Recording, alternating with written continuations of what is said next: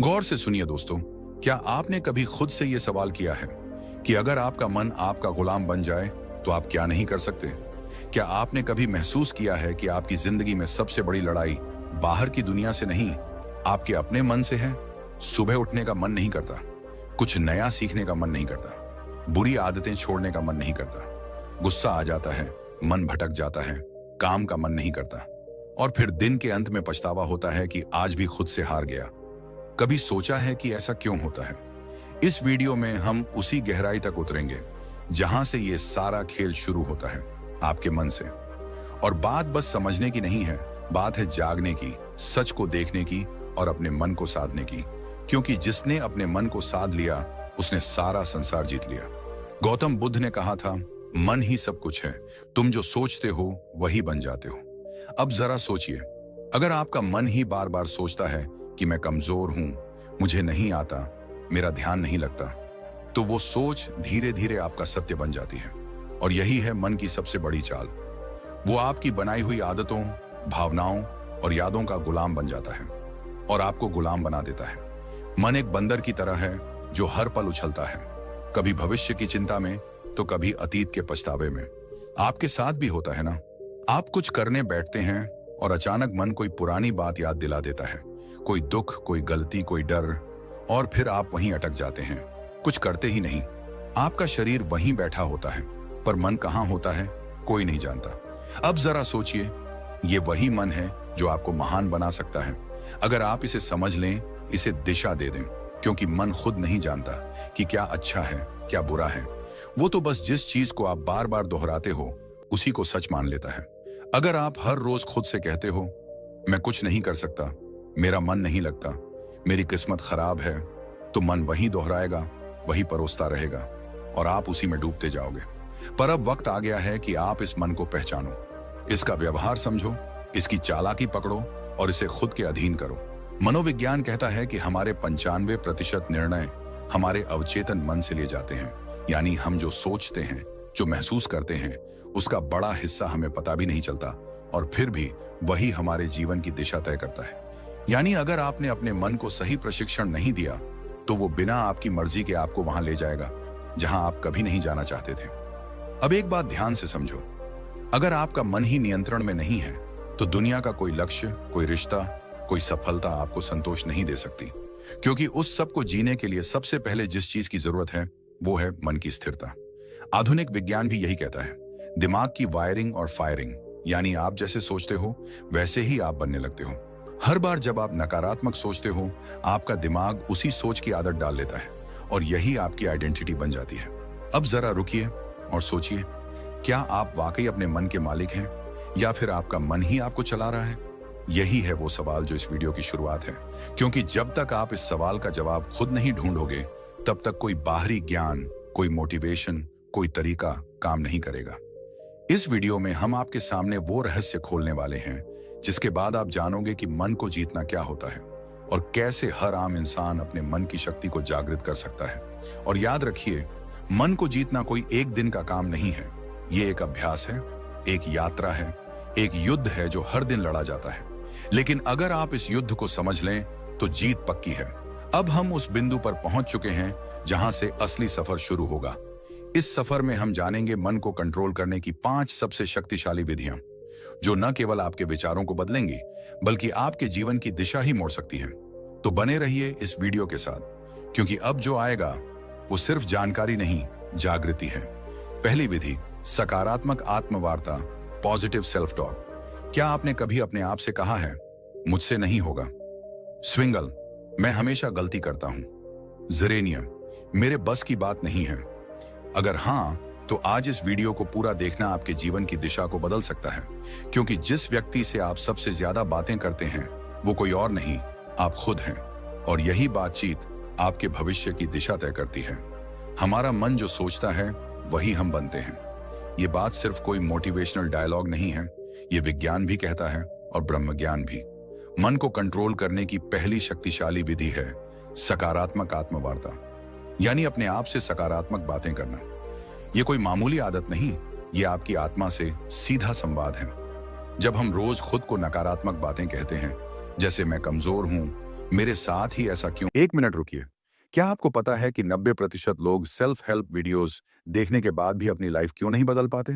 क्योंकि यूट्यूब पर आप सिर्फ सुनते हो, लेकिन एक्शन लेना भूल जाते हो। मैं नहीं चाहता कि आप भी उन 90% लोगों की भीड़ का हिस्सा बनो जो सिर्फ वक्त बर्बाद कर रहे हैं। इसीलिए मैंने इस पूरी वीडियो का एक एक्शनेबल चेकलिस्ट और सीक्रेट माइंडसेट पीडीएफ अपने टेलीग्राम चैनल सेल्फ ग्लोबल पर अपलोड कर दिया है। वहां मैं वो एक्सक्लूसिव ऑडियो नोट्स और पर्सनल स्ट्रेटजी शेयर करता हूं जो मैं यूट्यूब की पॉलिसी की वजह से यहां खुलकर नहीं बोल सकता। अगर आप वाकई सीरियस हो और अपनी लाइफ का कंट्रोल अपने हाथ में लेना चाहते हो, तो अभी डिस्क्रिप्शन में दिए गए लिंक पर क्लिक करो और सेल्फ ग्लोबल फैमिली ज्वाइन करो। वहां मैं आपका इंतजार कर रहा होता है। मुझे कुछ नहीं आता तो हमारा अवचेतन मन, सबकॉन्शियस माइंड उन बातों को सच मानने लगता है। फिर वही बातें हमारी आदत बन जाती हैं, हमारी सोच बन जाती है और धीरे धीरे हमारा भविष्य भी वैसा ही बनने लगता है। मनोविज्ञान कहता है कि हमारा अवचेतन मन हर उस बात को रिकॉर्ड करता है जो हम खुद से बार बार कहते हैं। इसलिए अगर आप खुद से बार बार बोलते हैं मैं हार जाऊंगा, तो आपकी सोच हारने वाली बन जाएगी। और अगर आप खुद से रोज बोलें मैं कर सकता हूं, मैं सीख सकता हूं, मुझे खुद पर विश्वास है, तो आपका दिमाग उसी दिशा में काम करने लगेगा, सफलता की दिशा में। इस आत्मवार्ता का असर केवल आपके आत्मविश्वास पर ही नहीं पड़ता, बल्कि ये आपके शरीर की ऊर्जा, आपके फैसले और आपकी दृष्टि तक को प्रभावित करता है। गौतम बुद्ध ने कहा था, मन ही सब कुछ है, जैसा तुम सोचते हो वैसे ही बन जाते हो। उनकी ये बात आज के विज्ञान से भी मेल खाती है। पॉजिटिव सेल्फ टॉक हमारे न्यूरॉन्स को नए रास्ते बनाने पर मजबूर करती है। यानी जब आप बार बार खुद से अच्छा बोलते हैं, तो आपका दिमाग नई संभावनाओं के लिए खुलने लगता है। अब सवाल उठता है, यह सकारात्मक आत्मवार्ता करनी कैसे है? सबसे पहले, हर सुबह उठते ही अपने आप से एक बात जरूर कहिए, मैं आज पहले से बेहतर हूं और हर दिन आगे बढ़ रहा हूं। ये छोटे छोटे वाक्य आपके दिन की दिशा तय करते हैं। दूसरा, जब भी कोई काम मुश्किल लगे तो खुद से ये मत कहो कि मुझसे नहीं होगा, बल्कि कहो ये चुनौती है और मैं इसे सीखने का मौका मानता हूं। इस सोच से आपका डर छंटने लगता है। तीसरा, अगर आप किसी गलती को लेकर खुद को कोसते हो, तो उसी समय खुद से कहो, मैं सीखने वाला हूं, गलती मेरी पहचान नहीं है। ये आत्म स्वीकृति आपके मन को बोझ से मुक्त करती है। दुनिया में कोई भी सफलता तब तक नहीं आती जब तक आप खुद पर विश्वास करना नहीं सीखते, और यह विश्वास तब पैदा होता है जब आप खुद से बात करना शुरू करते हैं, सकारात्मक ढंग से। अब यहां एक बात और समझना बेहद जरूरी है। सकारात्मक आत्मवार्ता का मतलब ये नहीं कि आप हर हाल में खुद से झूठ बोलें, बल्कि इसका अर्थ है अपने अंदर की सच्चाई को देखना, समझना और उसे उन्नत दिशा में मोड़ना। अगर आप किसी कमजोरी को पहचानते हैं, तो खुद से कहिए, हाँ ये मेरी कमी है, लेकिन मैं इसे सुधार सकता हूं। बस यही सोच आपको हर दिन एक नए स्तर पर ले जाएगी। इस आदत को अपनाने के लिए आप एक छोटा सा अभ्यास कर सकते हैं। रोज रात को सोने से पहले अपने आप से 3 सकारात्मक बातें बोलिए, जैसे आज मैंने खुद पर काम किया, मैं आगे बढ़ रहा हूं, मुझे खुद से प्यार है। ये बातें छोटी लगती हैं, लेकिन यही छोटी बातें आपके अंदर की जंग को जीतने में मदद करती हैं। बुद्ध कहते हैं, खुशी हमारे अपने विचारों पर निर्भर करती है। तो अगर आपके विचार आपके खुद के बारे में नकारात्मक होंगे, तो आपके जीवन का हर कोना दुखी लगेगा। लेकिन अगर आप अपने अंदर सकारात्मक ऊर्जा भरते हो, तो मुश्किलें भी साधारण लगने लगती हैं। अब ध्यान दीजिए, यह तो सिर्फ पहली विधि थी, मन को नियंत्रित करने की शुरुआत। इस यात्रा में आगे और भी गहराई है, और अब हम प्रवेश करेंगे दूसरी विधि में, जो आपके मन को स्थिरता और गहराई प्रदान करेगी, ताकि आप न केवल सोचें सकारात्मक, बल्कि महसूस करें आत्मिक शक्ति। दूसरी विधि, लक्ष्य निर्धारण, गोल सेटिंग। क्या आपने कभी सोचा है कि मन भटकता क्यों है? क्यों हम अक्सर एक काम शुरू तो करते हैं, लेकिन बीच में ही छोड़ देते हैं? क्यों हमारा मन कभी अतीत की यादों में उलझा रहता है, तो कभी भविष्य की चिंता में खोया रहता है? इसके पीछे एक गहरी वजह है, अस्पष्टता। मन को दिशा तब मिलती है जब उसे पता हो कि उसे जाना कहां है, और जब यह दिशा नहीं होती, तो मन बिल्कुल उस घोड़े की तरह होता है जो खुली जमीन में बेतहाशा दौड़ रहा हो, बिना किसी मंजिल के। इसलिए मन को नियंत्रित करने की दूसरी शक्तिशाली विधि है लक्ष्य निर्धारण। जी हां, स्पष्ट, यथार्थवादी और प्रेरणादायक लक्ष्य। जिस इंसान ने अपने जीवन का उद्देश्य तय कर लिया, उसका मन खुद ब खुद अनुशासित हो जाता है। गौतम बुद्ध ने एक बार कहा था, यदि कोई व्यक्ति एक बाण को निशाने पर चलाता है तो पहले वह जानता है कि निशाना कहाँ है। उसी प्रकार जीवन को सही दिशा में ले जाने के लिए मनुष्य को पहले अपने लक्ष्य को जानना चाहिए। यह बात सिर्फ बौद्ध दर्शन में नहीं बल्कि आधुनिक मनोविज्ञान में भी साफ साफ कही जाती है। मनोवैज्ञानिक कहते हैं कि जब आप स्पष्ट लक्ष्य बनाते हैं तो आपका मस्तिष्क एक केंद्र बिंदु ढूंढ लेता है। यह केंद्र बिंदु दिमाग को एक ही दिशा में सोचने, योजना बनाने और मेहनत करने के लिए प्रेरित करता है। जिस तरह से जीपीएस लोकेशन डाले बिना रास्ता नहीं दिखाता, उसी तरह लक्ष्य के बिना आपका मन आपको कहीं नहीं ले जाएगा या फिर किसी ऐसी जगह पहुंचा देगा जहां आप कभी जाना ही नहीं चाहते थे। यहां पर एक महत्वपूर्ण तथ्य आता है। रेटिकुलर एक्टिवेटिंग सिस्टम RIS, ये हमारे मस्तिष्क का एक खास सिस्टम होता है जो हमें सिर्फ उन्हीं चीजों पर ध्यान देने देता है जो हमारे लक्ष्य से जुड़ी होती हैं। उदाहरण के लिए, अगर आप सोचते हैं कि मुझे एक लेखक बनना है, तो अचानक आपको किताबें, लेखन से जुड़ी जानकारी और अवसर खुद ही दिखने लगते हैं। ये कोई जादू नहीं है, ये आपका लक्ष्य और दिमाग का आपसी तालमेल है। अब सवाल ये है, लक्ष्य कैसा होना चाहिए? कई बार लोग बहुत बड़े बड़े लक्ष्य बना लेते हैं, लेकिन वो इतने धुंधले और अनियोजित होते हैं कि दिमाग उन्हें समझ ही नहीं पाता। इसलिए पहला कदम है अपने लक्ष्य को स्पष्ट और यथार्थवादी बनाना। उदाहरण के लिए, अगर आप कहते हैं मुझे सफल बनना है, तो यह बहुत ही धुंधला लक्ष्य है। लेकिन अगर आप कहते हैं मुझे अगले 6 महीनों में एक किताब लिखनी है या मुझे 1 साल में एक छोटा बिजनेस शुरू करना है, तो आपका दिमाग उस लक्ष्य को पकड़ पाता है। यहाँ एक और बात समझना जरूरी है। लक्ष्य केवल मस्तिष्क को दिशा ही नहीं देता, बल्कि भावनात्मक ऊर्जा भी प्रदान करता है। जब हम एक लक्ष्य बनाते हैं और उसे पाने की कल्पना करते हैं, तो हमारे दिमाग में डोपामिन नामक रसायन रिलीज होता है। यह रसायन हमें खुशी, प्रेरणा और एक सकारात्मक ऊर्जा देता है। यानी लक्ष्य केवल मन को रोकता नहीं, बल्कि उसे चलने की सही प्रेरणा भी देता है। अब एक और सवाल उठता है, क्या एक लक्ष्य ही काफी है? तो इसका उत्तर है नहीं। लक्ष्य का विभाजन होना चाहिए। दीर्घकालिक लॉन्ग टर्म, मध्यकालिक मिड टर्म और लघुकालिक शॉर्ट टर्म।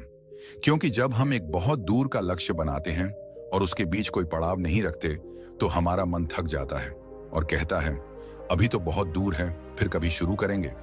इसलिए छोटे छोटे पड़ाव होना जरूरी है, ताकि मन को हर पड़ाव पर एक संतुष्टि और प्रगति की भावना मिलती रहे।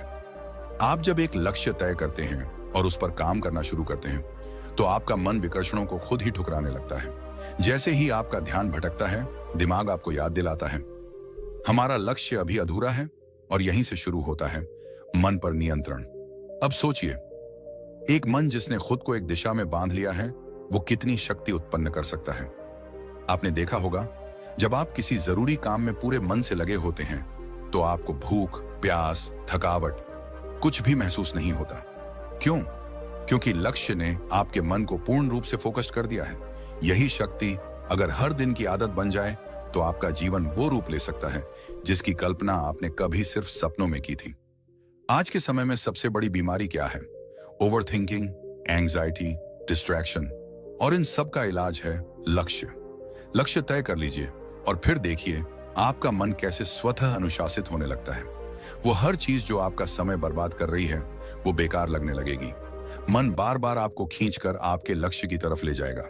ये कोई चमत्कार नहीं, ये मन की दिशा बदलने की तकनीक है।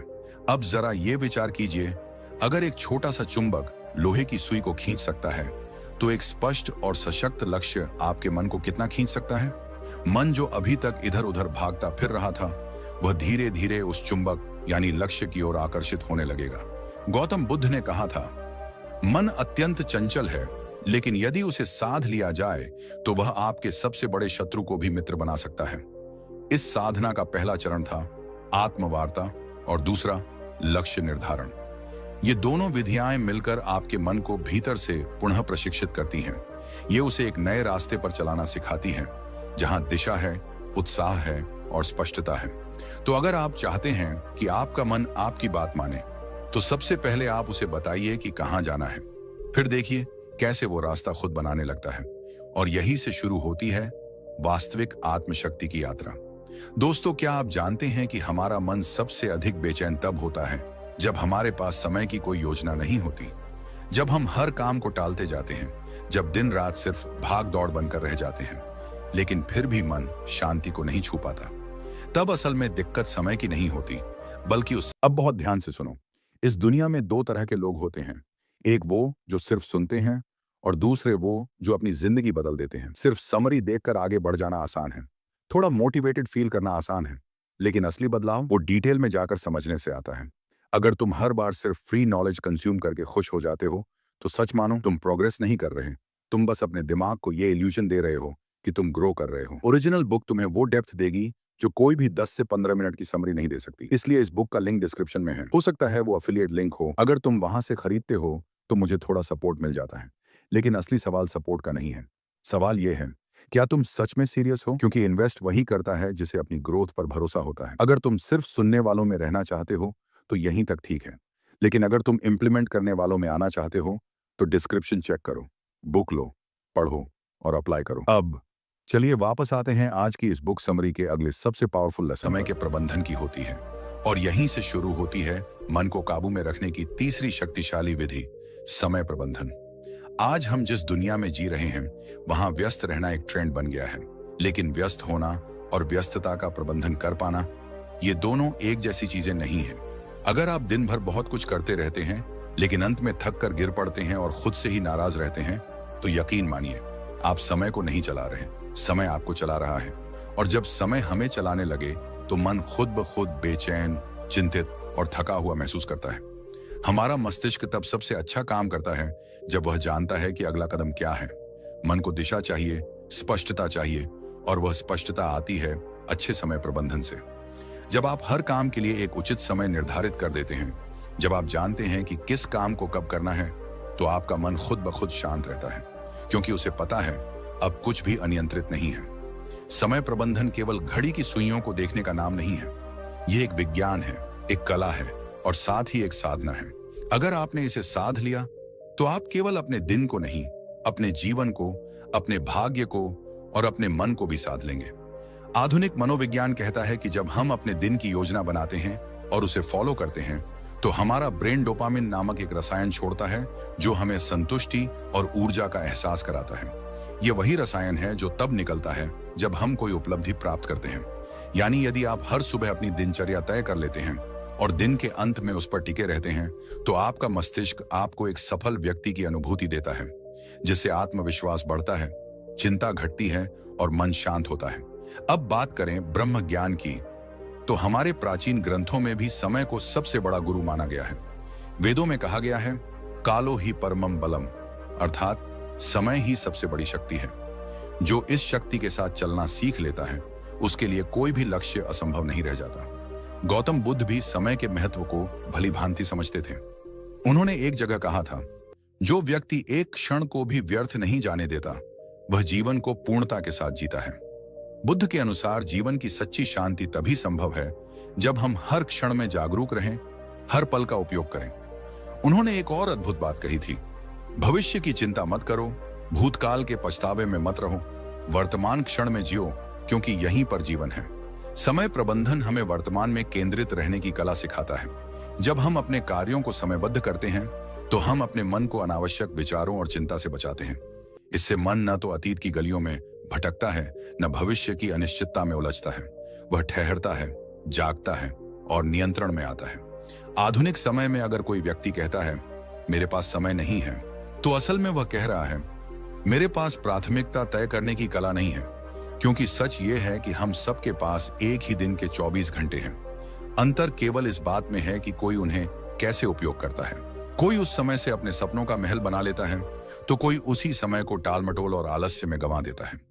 एक और मनोवैज्ञानिक शोध ये बताता है कि जब कोई व्यक्ति अपने कामों को प्रॉपर टाइम फ्रेम में बांट देता है, तो उसकी निर्णय लेने की शक्ति और आत्मनियंत्रण सेल्फ कंट्रोल में 35% तक की वृद्धि देखी जाती है। यानी समय की सही योजना न केवल काम में सहायता करती है, बल्कि मनोबल और मानसिक स्थिरता को भी बढ़ाती है। अब सोचिए, अगर हर सुबह उठकर आप केवल इतना जान लें कि आज का दिन आपके हाथ में है और आपको इसे इस प्रकार जीना है कि शाम तक आपका मन थक कर नहीं बल्कि तृप्त होकर सोए, तो कितना बदल जाएगा आपका जीवन।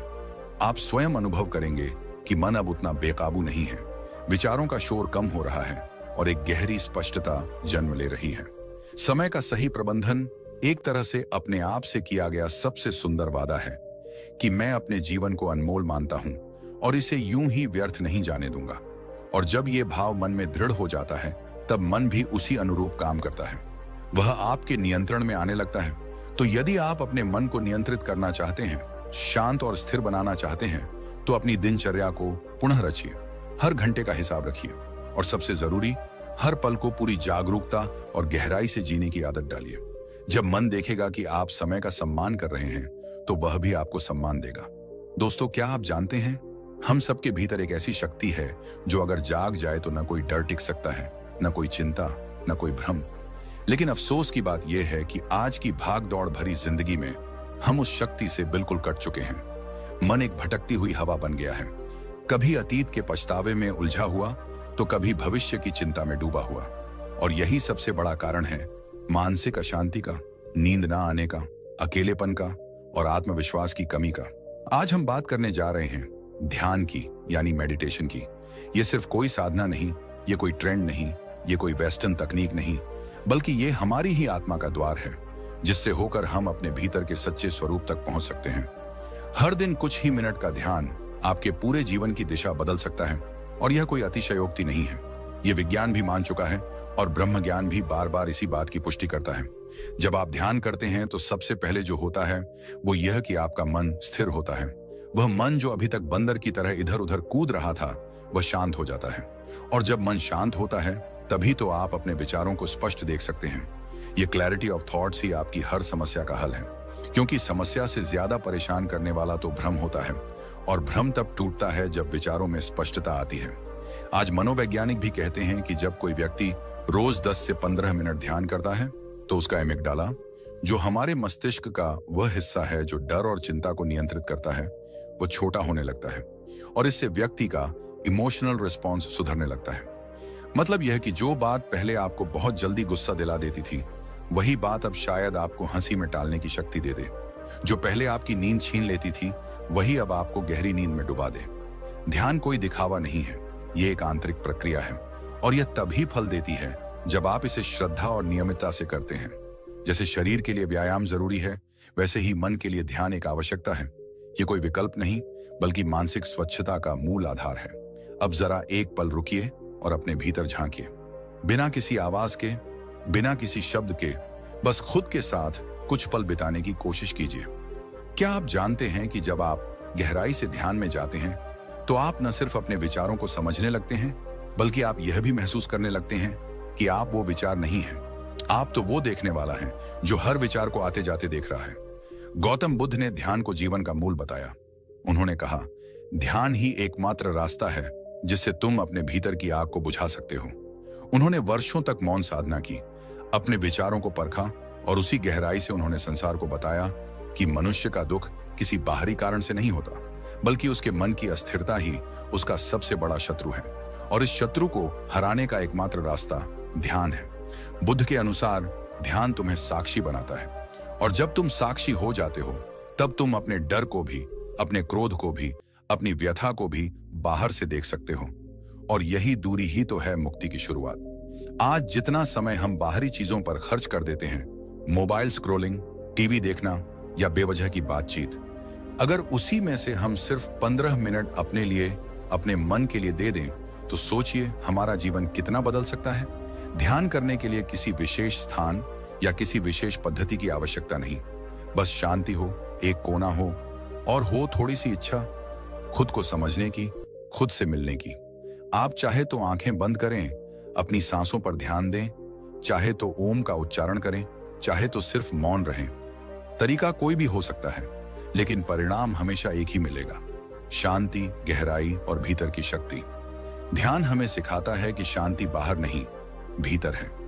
ध्यान हमें सिखाता है कि समाधान कोई और नहीं देगा, हमें खुद ही खोजना होगा। ध्यान हमें सिखाता है कि जब तक तुम अपने मन पर नियंत्रण नहीं करते, तब तक कोई भी चीज तुम्हें पूरी तरह संतुष्टि नहीं दे सकती, न दौलत, न रिश्ते, न सफलता। और अंत में एक बात जो सबसे जरूरी है, ध्यान कोई एक बार का प्रयोग नहीं है, यह एक निरंतर यात्रा है। जैसे जैसे आप इस यात्रा में आगे बढ़ेंगे, वैसे वैसे आप खुद को उस रूप में जानने लगेंगे जो आप वास्तव में हैं। आप पाएंगे कि आप सिर्फ एक शरीर नहीं, एक नाम नहीं, एक पहचान नहीं, बल्कि आप शुद्ध चेतना हैं, शुद्ध शक्ति हैं। और जब यह बोध हो जाता है, तब मन पर नियंत्रण कोई कठिन कार्य नहीं लगता। तब चिंता मिट जाती है, तब डर भाग जाता है, तब भीतर से आवाज आती है, अब तू मुक्त है। और ठीक यहीं से हमारी अगली विधि की शुरुआत होती है, जो इस शुद्ध चेतना को और अधिक गहराई से पहचानने की ओर हमें ले जाएगी। जब जीवन की आपाधापी हमें थका देती है, जब विचारों का शोर इतना बढ़ जाता है कि अपने ही मन की आवाज सुनना मुश्किल हो जाता है, तब हम अक्सर मानसिक शांति की तलाश में भटकते हैं। हर कोई यही सोचता है, कैसे अपने मन को काबू में लाया जाए, कैसे इस बेचैनी से बाहर निकला जाए, कैसे अपने जीवन को फिर से संतुलित किया जाए।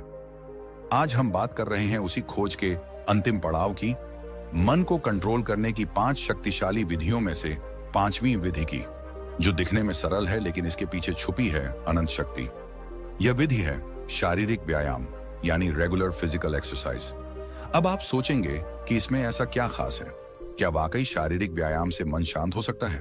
तो चलिए आज हम इस पर गहराई से बात करते हैं, सिर्फ शब्दों से नहीं, बल्कि विज्ञान, प्राचीन ज्ञान और अनुभव से जुड़े तथ्यों के आधार पर। सबसे पहले यह समझिए कि हमारे मन और शरीर का रिश्ता कितना गहरा है।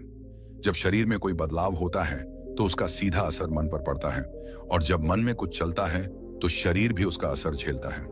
इसीलिए अगर आप अपने मन को नियंत्रित करना चाहते हैं तो शरीर को अनदेखा नहीं कर सकते। आधुनिक विज्ञान कहता है कि जब हम व्यायाम करते हैं, चाहे वो तेज चलना हो, योग हो, दौड़ना हो या कोई खेल, तो हमारा मस्तिष्क एंडोर्फिन्स नामक रसायन छोड़ता है, जिसे फील गुड हार्मोन्स कहा जाता है। यह वही रसायन है जो हमें सुकून देता है, तनाव को कम करता है और मन को स्थिर करता है। यही कारण है कि जो लोग रोजाना व्यायाम करते हैं वे मानसिक रूप से ज्यादा स्थिर, शांत और सकारात्मक बने रहते हैं। अब अगर हम प्राचीन ब्रह्म ज्ञान की ओर देखें तो वेदों और उपनिषदों में भी कहा गया है, शरीर माध्यम खलु धर्म साधनम, अर्थात यह शरीर ही धर्म पालन का पहला साधन है। जब शरीर स्वस्थ होगा तभी मन भी अनुशासित होगा और जीवन का लक्ष्य प्राप्त कर पाना संभव होगा। गौतम बुद्ध के जीवन में भी इसका विशेष महत्व देखने को मिलता है। बुद्ध ने अपने शिष्यों को केवल ध्यान और उपदेश ही नहीं दिए, बल्कि उन्हें नियमित रूप से चलने, शरीर को सक्रिय रखने और अपने शरीर के साथ अपने मन का भी ध्यान रखने की शिक्षा दी। जीवन में मध्य मार्ग अपनाओ, यह बुद्ध का सबसे बड़ा संदेश था। न तो शरीर को इतना थकाओ कि वह टूट जाए और न ही उसे इतना आराम दो कि वह जड़ हो जाए। संतुलन ही असली साधना है। ध्यान दीजिए, जब आप थके हुए होते हैं, तनाव में होते हैं या क्रोध में होते हैं, तो आपका शरीर कैसा हो जाता है? आपकी सांसें तेज चलने लगती हैं, मांसपेशियां कस जाती हैं, नींद उड़ जाती है और पेट में गड़बड़ी होने लगती है। यह सब शरीर के अंदर का संकेत है कि मन ठीक नहीं चल रहा। लेकिन जैसे ही आप व्यायाम करते हैं, श्वास गहरी होती है, शरीर में ऊर्जा दौड़ती है, नींद सुधरती है और मन हल्का लगने लगता है। इसका एक और गहरा पक्ष है जो बहुत कम लोग समझते हैं। जब आप व्यायाम करते हैं तो आप अपने शरीर से जुड़ते हैं। उस क्षण आप वर्तमान में होते हैं, अभी और यही है being in the present moment, जो कि ध्यान का सबसे मूल सिद्धांत है। और जब आप इस तरह से हर दिन अपने शरीर के साथ उपस्थित रहते हैं तो धीरे धीरे आपका मन भी आपके नियंत्रण में आना शुरू करता है। व्यायाम का मतलब सिर्फ जिम जाना या भारी वजन उठाना नहीं है। यह तो आपकी दिनचर्या का एक हिस्सा बन सकता है, जैसे सुबह की सैर, सूर्य नमस्कार, प्राचीन योगासनों का अभ्यास या यहाँ तक कि खेतों में काम करना भी एक तरह का व्यायाम है। सवाल यह नहीं है कि आप क्या करते हैं, सवाल यह है कि आप कितनी नियमितता से करते हैं और कितनी श्रद्धा से करते हैं। और एक बात हमेशा याद रखें, जब आप अपने शरीर को रोज सुधारते हैं तो आप अनजाने में अपने मन को भी एक नई मन को नियंत्रित करना कोई एक दिन का काम नहीं है। ये एक यात्रा है, आत्मज्ञान की, अनुशासन की और अपने भीतर की शक्ति को पहचानने की।